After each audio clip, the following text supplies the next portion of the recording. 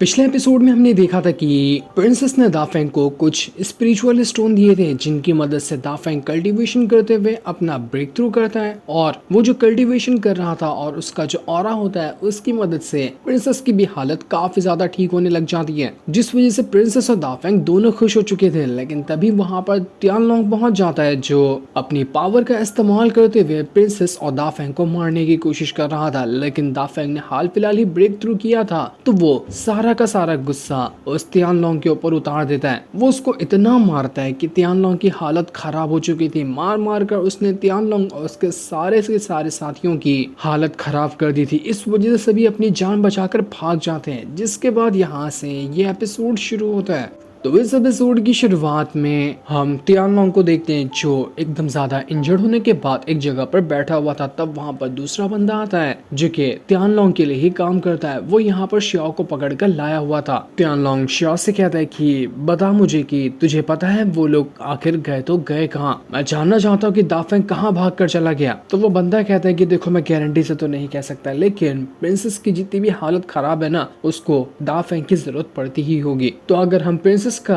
पीछा करते हैं तो दाफेंग अपने आप ही हमें मिल जाएगा। मुझे लगता है कि प्रिंसेस यहाँ पे फेंगजाओ सिटी में जा रही होगी जो कि पास ही में है, क्योंकि वहां से प्रिंसेस की अच्छी पहचान है। तो हमें फेंगजाओ सिटी के अंदर जाना होगा, हमें वहां पर दाफेंग मिल जाएगा। तो वहीं घोड़ा गाड़ी के अंदर दाफेंग जो था वो उस चिकन से कह रहा होता है कि ए चिकन तैयार है ना तू पकने के लिए, मैं भी तुझे पका कर खाऊंगा, बड़ा मजा आएगा। जूडी भी कह रही थी कि हाँ मैं भी बिल्कुल रेडी हूँ, मैं तो चूल्हा वूल्हा रेडी करके रखी हूँ, फटाफट से इस चिकन को पका कर खा जाएंगे। बेचारा चिकन काफी ज्यादा डरा हुआ था। वो पहले सर पटक पटक के उनसे माफी मांगता और उनको प्यार से देखते हुए अपनी बातों में फंसाने की कोशिश कर रहा था ताकि ये लोग उसको ना मारे और उसको अपने साथ ही रख लें। तो प्रिंसेस चिकन को उठाकर अपने पास रख लेती है और उन सभी से कहती है कि रहने दो, इसको मारने से हमें क्या ही मिलेगा, देखो ये कितना प्यारा है तो इसको ना मारना बेहतर होगा। दाफेंग चिकन से कहता है कि बहुत ही चालू किस्म का बंदा है, तो तुझे पता है किसके साथ तो थोड़े से नखरे दिखाएगा और वो इंसान तुझे बचा लेगा, लेकिन ये बात ध्यान रखना कि ज्यादा तुझे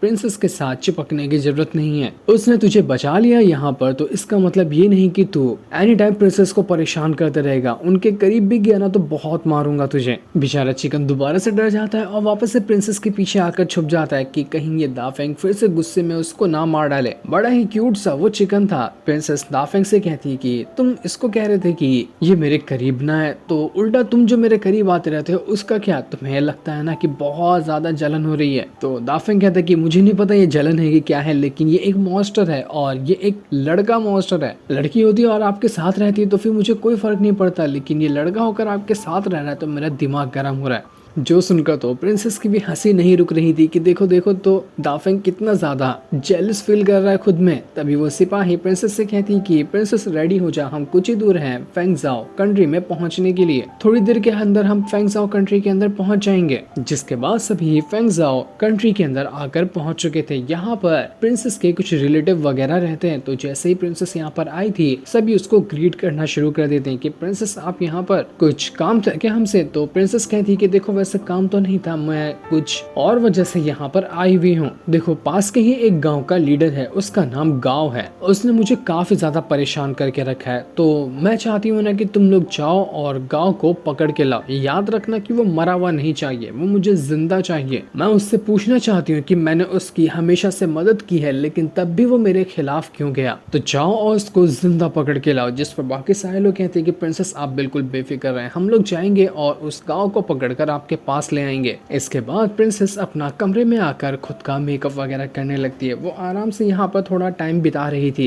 तभी वहाँ पर जूडी आकर प्रिंसेस से कहती है कि प्रिंसेस आपकी वो जो बुद्धा टेक्निक वाली किताब थी वो कहाँ चली गई, मैं वो किताब देख ही नहीं पा रही, मुझे वो किताब चाहिए। तो प्रिंसेस कहती है कि अरे मैंने तो उसको दाफेंग को दे दिया, वो तो वैसे भी अपना लाइब्रेरी के अंदर रखे रखे धूल मिट्टी खा रही थी, तो उसका कुछ इस्तेमाल हो जाएगा तो अच्छी बात है ना, तो मैंने वो दाफेंग को उठाकर ही दे दिया। ये सुनकर जूडी कहती कि आप ऐसा कैसे कर सकती हैं, वो बुद्धा टेक्निक की किताब तो कितनी ज्यादा कमाल की थी, आपने उसको ऐसे ही दाफेंग को दे दिया, आप कितना ज्यादा मेहरबानी करेंगी दाफेंग के ऊपर। ऐसा लग रहा था कि जूडी को वो किताब चाहिए थी, लेकिन अब वो किताब उसको नहीं मिल सकती क्योंकि दाफेंग उसको तो देने से रहा, वो कभी जूडी को कुछ नहीं देगा। तो वहीं दाफेंग जो था वो उसी किताब को पढ़ रहा होता है। तभी वहां पर वो चिकन भी पहुंच जाता है जो अजीब तरह से चिल्लाते हुए दाफेंग से ये कह रहा था कि मुझे वो किताब दे दो। दाफेंग कहता है कि अबे तू क्या करेगा ये किताब का, तू वैसे भी कितना अजीब इंसान है, तू दिखता चिकन है, आवाज निकालता है बतख जैसा, तू है क्या चीज। चल फिर भी ठीक है, तुझे ये किताब चाहिए ना, तो मैं एक शर्त पे तुझे ये किताब दूंगा। वो शर्त ये है कि तुझे मुझसे फाइट करनी पड़ेगी और मुझे हराना पड़ेगा। तू मुझे यहाँ पर फाइट में हराता है तो इसके बदले ये किताब तेरी हो जाएगी। बोल मेरी शर्त मंजूर है या फिर ये किताब को मैं अपने पास रखी रख लूं। तो ये सुनते साथ ही वो जो चिकन था एक ही लात मारकर दाफेंग को उड़ाकर दूर फेंक देता है। दाफेंग हैरान कि अबे यार ये इतना उंगली जितना बड़ा ये चिकन एक लात में मुझे उड़ाकर दूर फेंक दिया, नहीं छोड़ूंगा इसको। मैंने नहीं सोचा था कि ये इतना खतरनाक अटैक पहली बार में ही कर देगा। तो दाफेंग गुस्से में अगला वाला अटैक चिकन पे करते हुए उसको एक ताकत से घसीड़ कर पंच मार देता है। तो चिकन भी उड़कर दूर फेंका चुका था। ये देखकर चिकन को गुस्सा आ जाता है कि दाफेंग ने उसको पंच कैसे मारा। तो दाफेंग के सामने वो चिकन अपनी 7 कलर हेवनली फायर को एक्टिवेट कर लेता है, जो कि उसकी सबसे खास टेक्निक है। ये करते साथ ही वहां पर जितनी भी हेवनली फायर उसके पास थी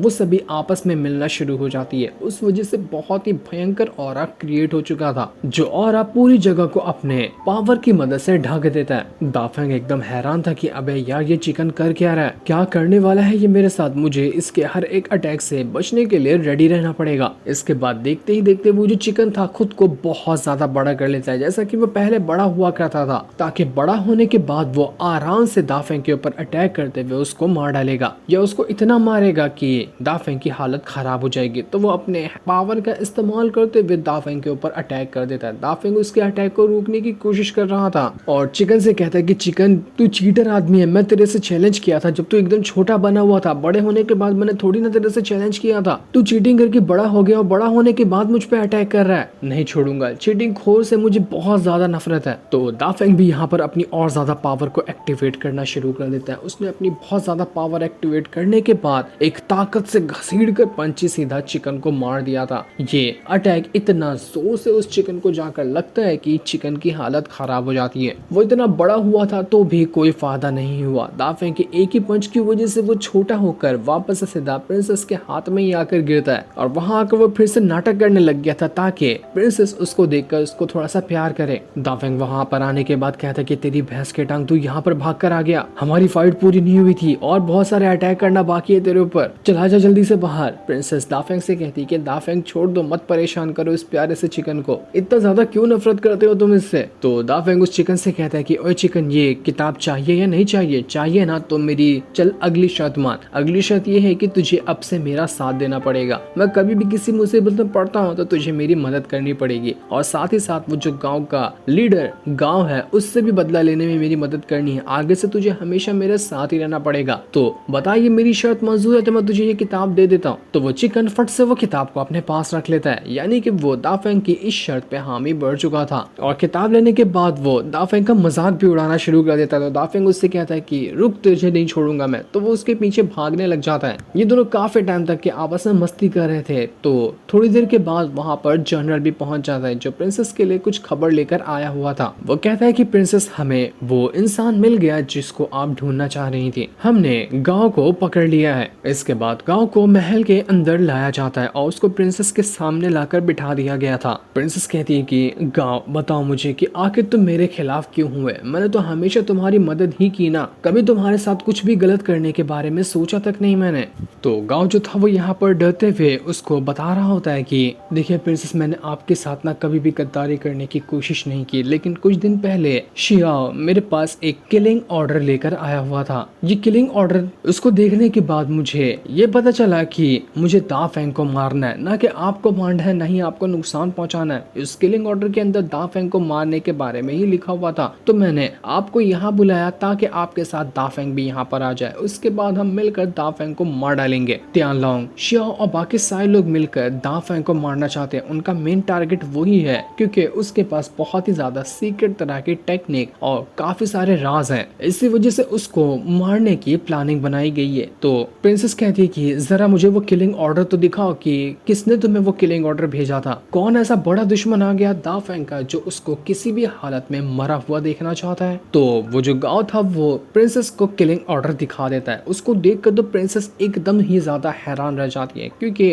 वो killing order purple garden sect से आया हुआ था और ये सेक्ट का जो क्वीन है असल में वो वही इंसान है जिसके बारे में दाफेंग ने प्रिंसेस को बताया था कि मेरी एक बहन है जिसको ढूंढने के लिए मैं यहाँ पर आया हुआ हूँ। तो उसकी बहन असल में एक क्वीन है और वो पर्पल गार्डन सेट की क्वीन है। उसी ने ये किलिंग ऑर्डर पास किया था दाफेंग को मारने का। प्रिंसेस एकदम हैरान की आखिर ऐसा कैसे हो सकता है। दाफेंग तो कह रहा था कि वो उसकी बहन है तो वो उसको क्यों मारना चाहेगी, आखिर दोनों के अंदर ऐसी कैसी दुश्मनी है। गांव वहां पर प्रिंसेस से कहता है कि देखिए उस जो क्वीन है ना उसका मैं ऑर्डर कैसे नहीं मान सकता हूँ, वरना वो मुझे मार डालती। इस वजह से मैंने दाफेंग को फंसाने की कोशिश की। आप प्लीज मुझे यहाँ पर माफ कर दिए, मेरी कोई गलती नहीं है। तो प्रिंसेस उससे कहती कि ठीक है तुम जा सकते हो, लेकिन तियानलोंग और पर्पल गार्डन सेट वालों को बता देना कि अगर आगे से वो दाफेंग को कुछ भी करने की कोशिश करते हैं ना तो उससे पहले उन्हें मेरा मुकाबला करना पड़ेगा। मैं भी तो देखूं कि आखिर उन लोगों के अंदर कितना ज्यादा जिगरा है। जाओ तियानलोंग से ये बात कह दो। इसलिए गांव जो था वो वहां से जाना शुरू कर देता है। वो तो बड़ा खुश था कि चलो यहाँ पर मेरी जान बच गई। इसके बाद जैसे वो घोड़ा गाड़ी के अंदर सवार हो रहा था वहां पर वो चिकन पहुंच जाता है, जो बड़े गुस्से में था क्योंकि इस गांव ने तो उसको कितने सालों के लिए पिंजरे के अंदर कैद किया था। वो दहाड़ मार रहा होता है ताकि गांव को मार डाले। उसने यहाँ पर आने के बाद घोड़ा गाड़ी को भी रुका दिया था ताकि वो इस गांव को यहाँ से जाने ही ना दे, लेकिन वो कुछ अटैक कर पाता। वहां पर दाफेंग आकर चिकन से कह रहा होता है कि ओए चिकन, यहाँ पर लोगों को परेशान करना बंद कर दे। तुझे किसी भी मासूम इंसान को परेशान करने की जरूरत नहीं है, क्योंकि दाफेंग ने नहीं देखा था कि उस घोड़ा गाड़ी के अंदर गांव बैठा हुआ है। उसको पता होता कि अंदर गांव है तो वो उल्टा खुद ही अंदर घुसकर उसको मार डालेगा, लेकिन वो चिकन कुछ भी सुनने को तैयार नहीं था। वो अपना एक और स्ट्रॉन्ग वाला अटैक करते हुए जो घोड़ा गाड़ी से गांव जाने की कोशिश कर रहा था